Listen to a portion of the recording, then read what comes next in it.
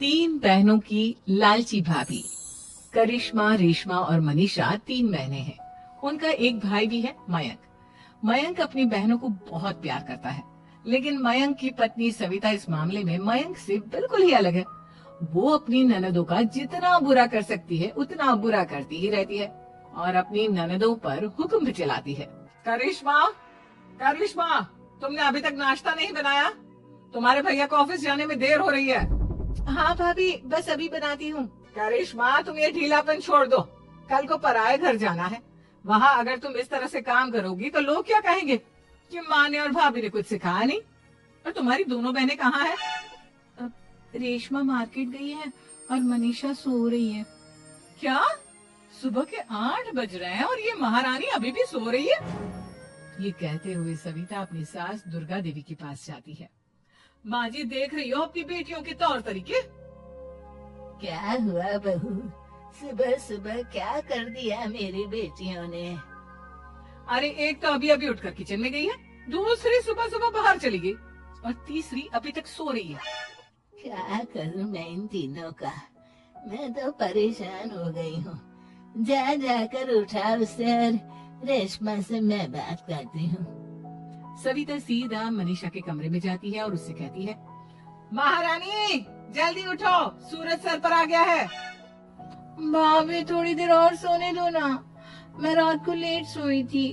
वो क्या है ना, यूनिट टेस्ट चल रहा है। शराफत से उठती है या नहीं, या फिर पानी की भरी बाल्टी डालो तेरे ऊपर। नहीं नहीं भाभी, मुझे बिस्तर में नहीं लाना, उठती हूँ मैं।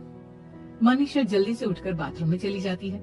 सभी आराम से बैठकर नाश्ता कर रहे होते कि तभी रेशमा बाजार से हाथ में सामान लिए आ जाती है। रेशमा को देखते ही सविता उस पर बरस पड़ती है। लो, आ गई महारानी। ऐसा भी क्या सामान लाना था जो सुबह आंख मलते ही बाजार की तरफ रवाना हो गई? भाभी, कल आप ही तो चीख रही थी कि घर का सारा सामान मुझे ही लाना पड़ता है, घर में किसी को भी किसी काम से कोई लेना देना नहीं है।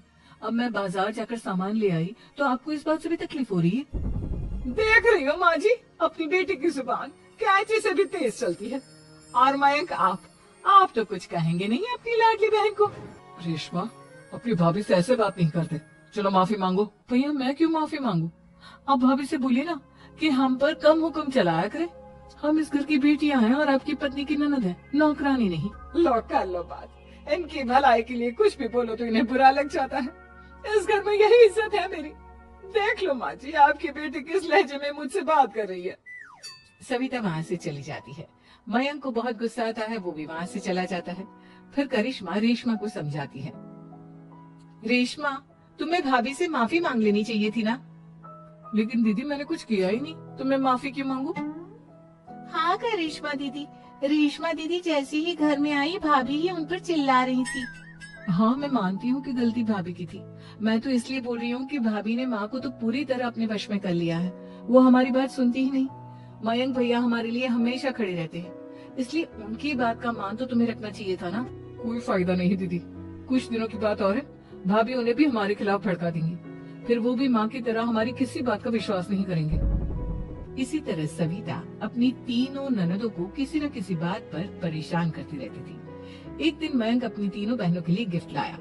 क्या रेशमा, ये तुम्हारे लिए हार का सेट। रेशमा, तुम्हारे लिए सुंदर सी ड्रेस। और मनीषा, तुम्हें किताबें पसंद है ना, तुम्हारे लिए किताबें लाया हूँ। थैंक यू भैया। थैंक यू भैया। थैंक यू भैया। करिश्मा, तुम्हारा नेकलेस कितना सुंदर है। ये भैया कहाँ से ले आए होंगे? मैंने भैया को 3 दिन पहले फोन पर ये डिजाइन दिखाया था और आज भैया ये ले आए। सविता तो अपनी ननदों की गिफ्ट्स देखकर जल गई और करिश्मा का नेकलेस तो उसे भी बहुत पसंद आया था। अपनी बहनों के लिए कितना अच्छा नेकलेस लेकर आए हैं, मुझे कभी कोई गिफ्ट नहीं दिया। मैं आज ही ये हार चुरा लूंगी। रात में सविता करिश्मा का हार चुरा लेती है और इसी तरह उसे अपनी ननदों की जो भी चीज अच्छी लगती वो उसे मांगती नहीं, बल्कि रात के अंधेरे में चुरा लेती। इसी तरह दिन बीतते गए और सविता ने मयंक के दिल में भी उसकी बहनों के लिए नफरत पैदा कर दी। एक दिन मयंक ने करिश्मा और रेशमा के लिए रिश्ता देखा और ये बात उसने घर में सबको बताई। माँ, करिश्मा और रेशमा के लिए बहुत अच्छा रिश्ता आया है। वो लोग कल इन्हें देखने आ रहे हैं। आप और सविता मिलकर सारी तैयारी कर लेना। ये सुनकर करिश्मा और रेशमा खुश हो जाती हैं, लेकिन सविता सोचती है, अगर इन दोनों बहनों की शादी हो गई तो घर और बाहर का काम कौन करेगा? मनीषा तो एक नंबर की कामचोर है, उससे तो किसी बात की उम्मीद लगाना ही बेकार है। मुझे इस शादी को रोकना होगा। अगले दिन सभी लड़के वालों के स्वागत की तैयारी करने में लगे होते हैं। तभी मयंक अपनी बहनों से आकर कहता है, तैयार हो गई तुम दोनों? देखो दोनों लड़के बहुत अच्छे हैं, मैं कोई कसर नहीं छोड़ना चाहता, इसलिए तुम उनके सामने अच्छे से बिहेव करना और अपनी भाभी से लड़ने मत लग जाना। करिश्मा, तुम वो नेकलेस पहन लो ना जो मैं तुम्हारे लिए लाया था। भैया मैं बहुत देर से वो नेकलेस ढूंढ रही हूँ, लेकिन मुझे मिल ही नहीं रहा। क्या तुमने नेकलेस खो दिया? तुम्हें पता भी है वो कितना महंगा था? तुम कोई काम ढंग से नहीं कर सकती। मयंक गुस्से में वहाँ से चला जाता है। थोड़ी देर बाद लड़के वाले भी आ जाते हैं। वो दोनों बहनों को पसंद कर लेते हैं और रिश्ता पक्का हो जाता है। लेकिन सविता के दिमाग में तो कुछ और ही खिचड़ी पक रही थी। वो पंडित जी के पास करिश्मा की कुंडली लेकर जाती है और उन्हें पैसे देकर करिश्मा की कुंडली बदलवा देती है। जब लड़के वालों के पास करिश्मा की कुंडली जाती है तो वो दुर्गा को फोन करते हैं। बहन जी, हमने करिश्मा की कुंडली अपने पंडित जी को दिखाई थी। आपकी बेटी की कुंडली नहीं बल्कि दोषों का पिटारा है। देखिए, मैं और मेरे पति इन सब बातों में बहुत विश्वास करते हैं, इसलिए हम आपकी बेटी से अपने बेटे की शादी नहीं करा सकते। इस तरह करिश्मा का रिश्ता टूट जाता है और सभी घर वालों को बहुत दुख होता है।